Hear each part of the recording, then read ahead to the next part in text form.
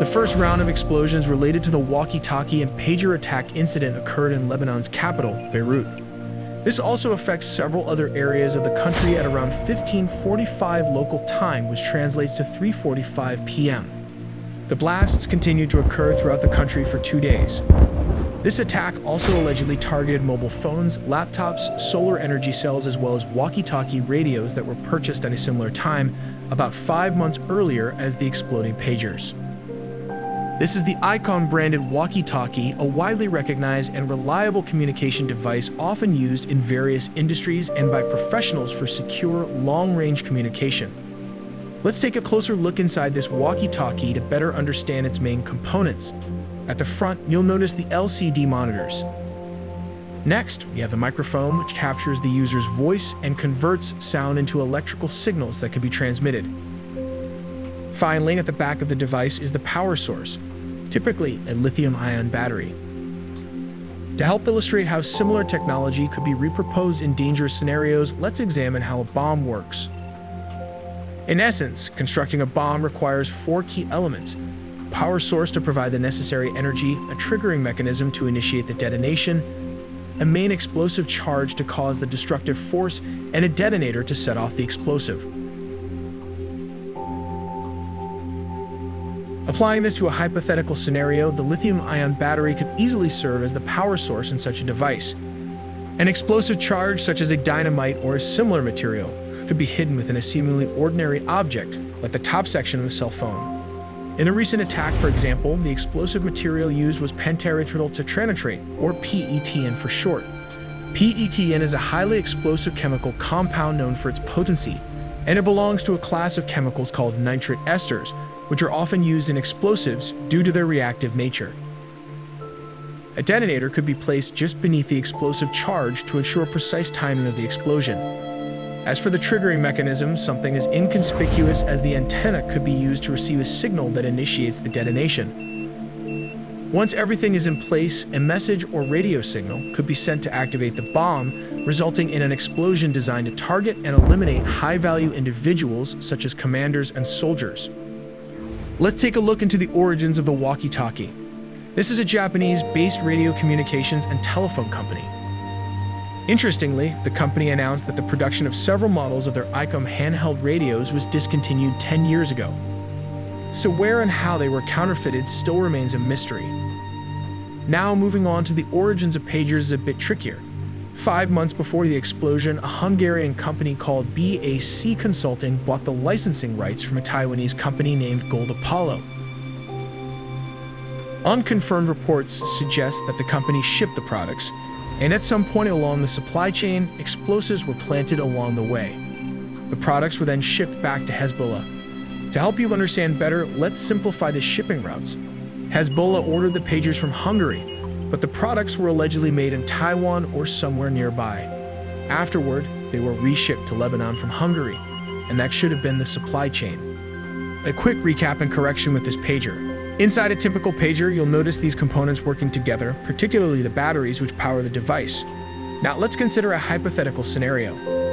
Imagine you're looking at 2 identical batteries inside the pager. Although this is speculative, if it were part of a spy agency, we might consider disguising one of the 2 identical batteries for a different purpose.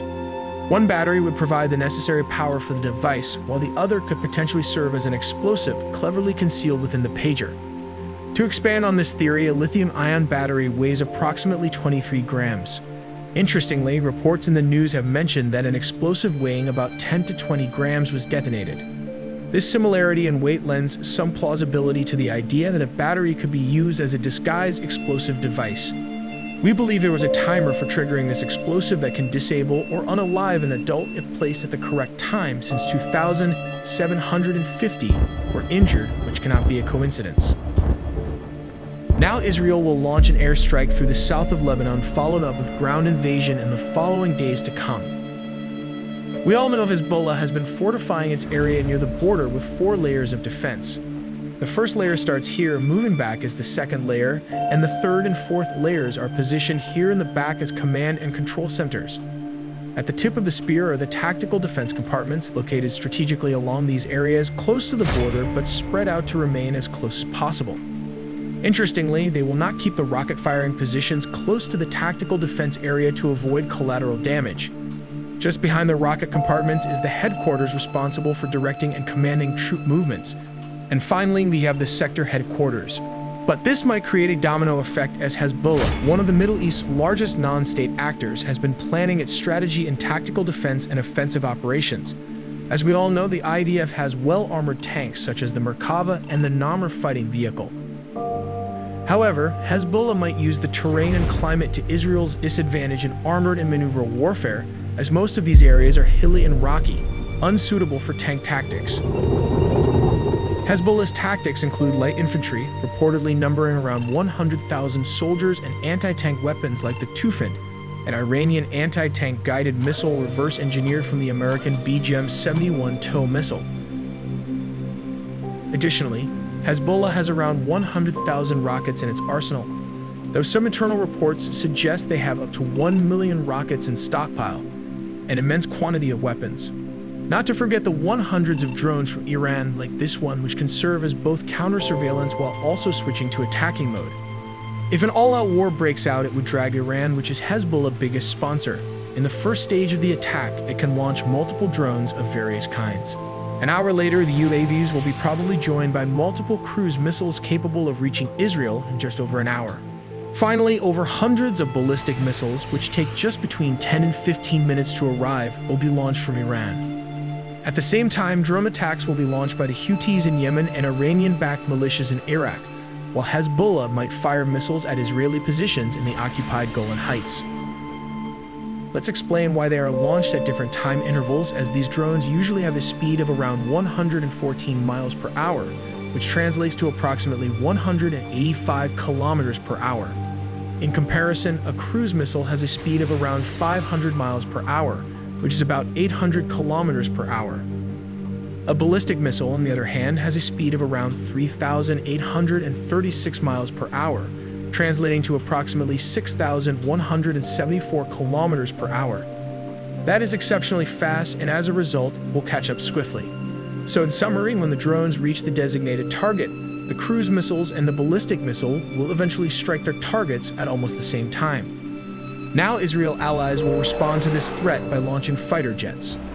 While the UK fighter jets probably came from Cyprus along with the Voyager Airbus tanker taking on a few drones from the south, fighter jets from American aircraft carriers might take part in neutralizing these missiles, while the US destroyers tackled a couple of dozens of ballistic missiles.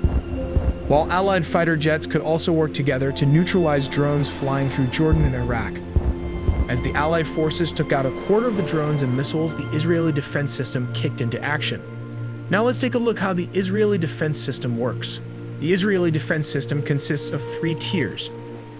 First up is the long-range aero missile defense system, which was designed specifically with Iranian missiles in mind. Each of these system rockets costs a few $1,000,000, and they can intercept missiles outside the Earth's atmosphere, resulting in enhanced protection. The second layer of defense is the so-called David Sling system, designed for taking out missiles and drones. Finally, the Iron Dome stops most short-range rocket attacks in Israel. We make original 4K 3